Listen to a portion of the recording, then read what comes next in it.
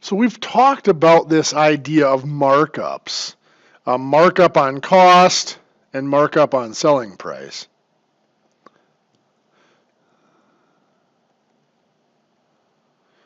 And the idea that markup is there to cover expenses and it's there to produce some sort of a profit.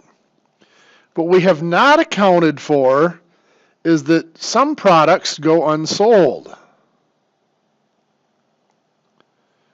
Whether it's a food product or something perishable that spoils, or it's something that goes out of style, clothing, or just the next best thing comes out and it's obsolete. It's no longer sellable.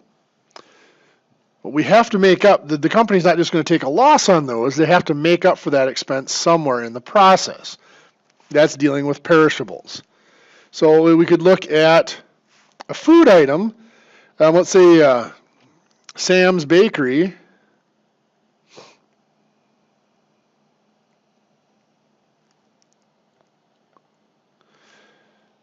Bakes 80 loaves of bread a day.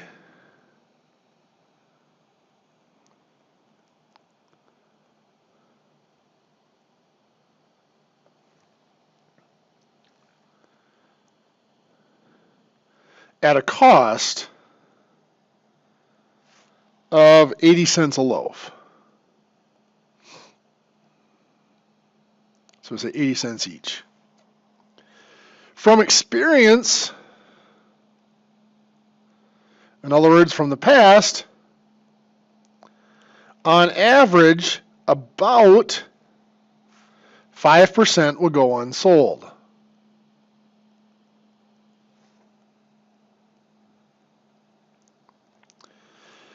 Now this could be they don't turn out well, they get crushed, or maybe they just don't have that demand that day and they sit on the shelf and the next day they're not fresh bread anymore, so they don't get sold. Why, you might ask, well, why don't they just produce 5% less? Well, some days they might sell all of them, and other days they might sell 10% less. So they always produce a little bit extra just to meet that extra demand if needed. Better to have a little bit of waste than to constantly having to turn people away for not having enough product. So 5% go unsold. Let's say Sam needs a 90% markup on cost.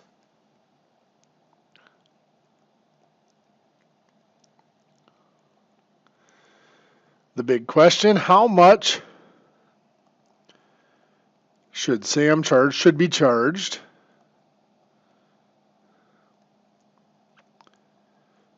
per loaf?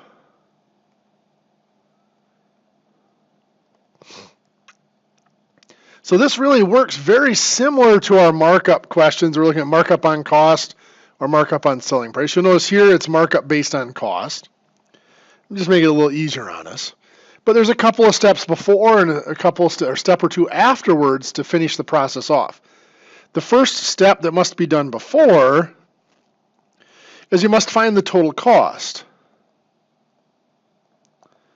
That's quite simple. It's just going to be the number of loaves. You have 80 loaves times 80 cents each. That's going to give us a total cost of $64. That is the amount that's going to be used for the markup. So step 2, we're going to do the markup. And I'm going to go back to that markup table. Cost plus markup equals selling price. And I have percents and I have dollars. I need a 90% markup on cost. So 90% goes in for the markup. It's on cost, so the 100% goes in the cost. $64 is going to go in as our total cost. Now we can fill in here. We know that cost plus markup equals selling price. So 100% plus 90% is 190% for our selling price. So we're going to get a total selling price here. We're going to ignore that middle row. 190 times 64 divided by 100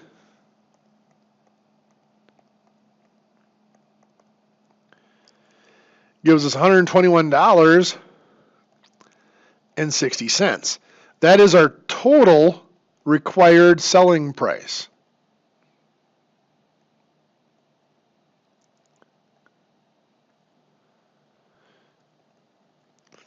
So in order to meet our requirements for costs and expenses and profit for these products, those 80 loaves, no matter how many sell, we really need to get on average $121.60 per loaf. Step 3 is to find the amount sold. So in this problem, it said that 5% spoil or go unsold. Whether they spoil, get damaged, or just there was no demand that day. So what that means is 95% sell, 5% unsold. The 95% is just 100% minus the 5% that went unsold. So to find the number sold, we had 80 loaves times 0.95. At this point, we don't care about how many are unsold. We care about how many are actually sold. 80 times 0.95 will give us 76 loaves that are sold.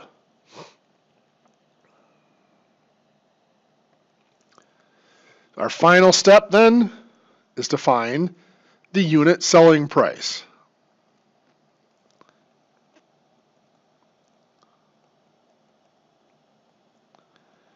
So to find the unit selling price, we take our total selling price, that was up here, $121.60.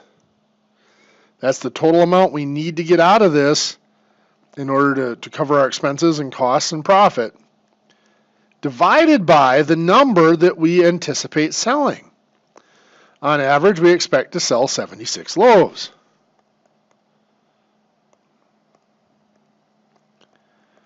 Giving us $1.60 per loaf.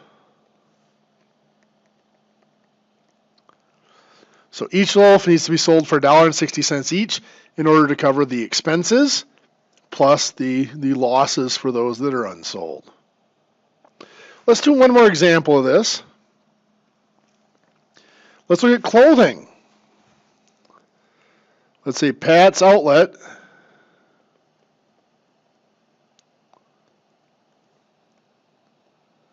sells shirts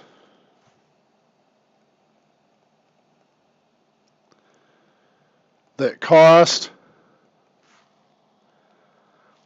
let's just go $6 each.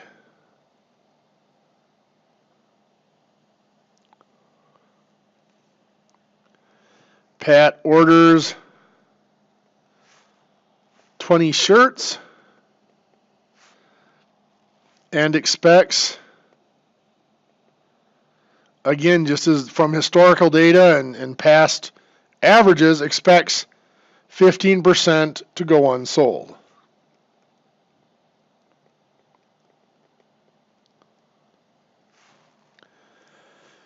Pat needs an 80% markup on cost. Once again, find the price Pat should charge per shirt.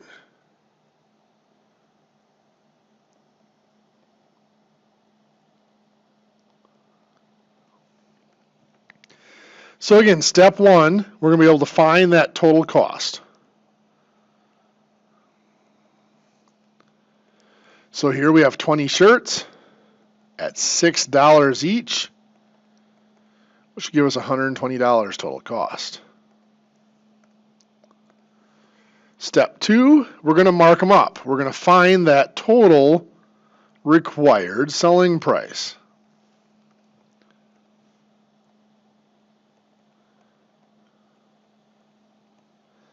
So cost plus markup equals selling price. Percents in dollars. We have an 80% markup on cost, which means 100% goes in the cost. $120 is our total cost. We can add up 100 plus 180 gives us 180% is our selling price, and we are looking for that total selling price. So we'll ignore the middle row. 180 times 120 divided by 100.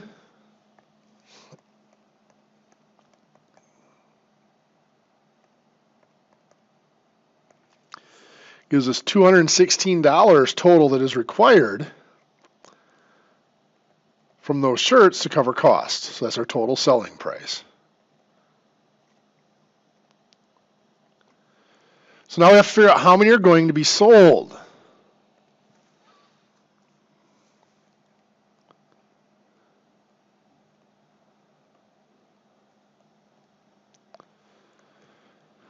Well, there are 20 shirts.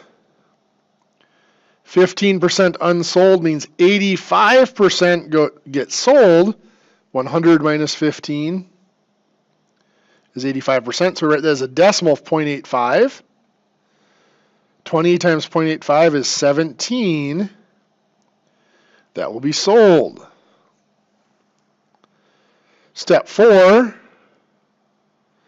is to find that unit selling price. How much do we charge for each? That's our total selling price of $216. That's from up here, divided by the number sold of 17. This would be an ugly decimal, so we're going to have to round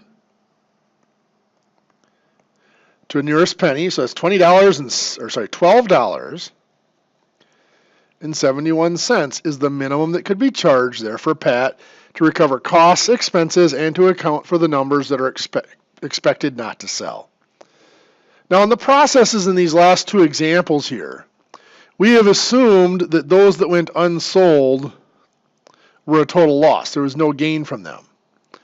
The next step is to look at, what if you do get some sort of a liquidated price or a salvage price for that product that goes unsold. So that will be the topic of our next video.